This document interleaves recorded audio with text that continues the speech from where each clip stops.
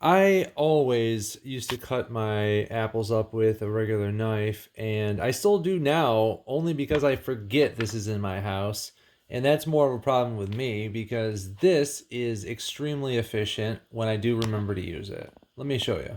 So we have our apple right here. I put a plate under there so I don't get juice everywhere.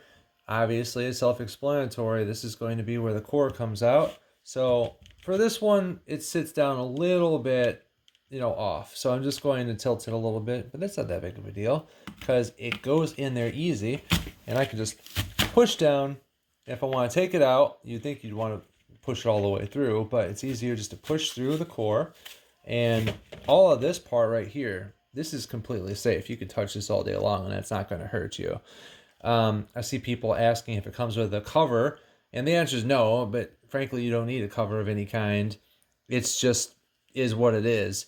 You can put this and wash this in the dishwasher, no problem. Let me clean it off and I'll show you.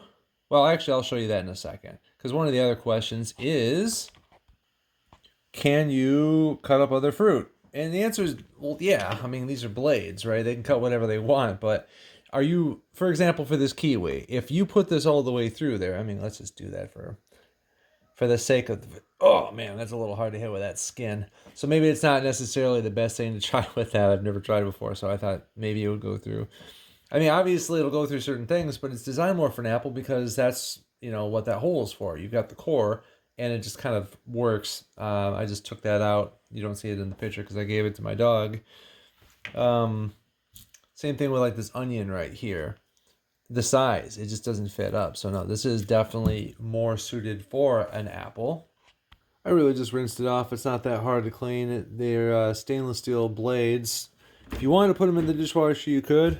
Obviously, just put it on the top part like that, and it just sits in there just fine.